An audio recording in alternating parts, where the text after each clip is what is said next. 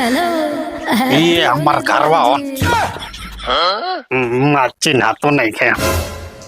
दूसरा को उनके घर में घुस जाए तो मार के बुआ के दिए सब पता नहीं गेट के नाम चलो पछिलो दरवाजा बंद बा बुझाता है ना ये सब क्या देखना पड़ रहा है। अरे देवा यो गेटवा बंद बा रंगना का माई बैगन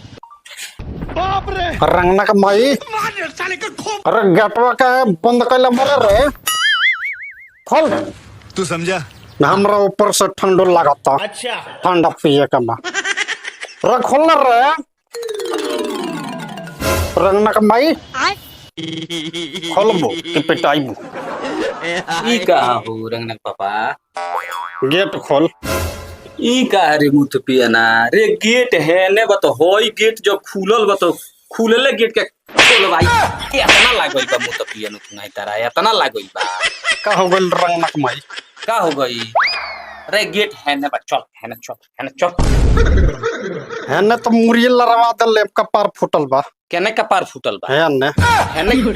फिर है ने कहत आई टोकला चोदरे इतना पीलल बा गेट बा अरे हेने बा खो हेने बा हेने चोर ओने नहीं खा हेने बा हेने तर लौकता इतना पीले बड़ जी तर हेने गेट लौकता कहां गोइल हेने बाहर बा सुबेरे से साँझ हो गइल होली में होली खल्ला बानी होली खेल बनी चोला तरह का होली रारू समय खप खेला होली आए ना होली खेलता है होली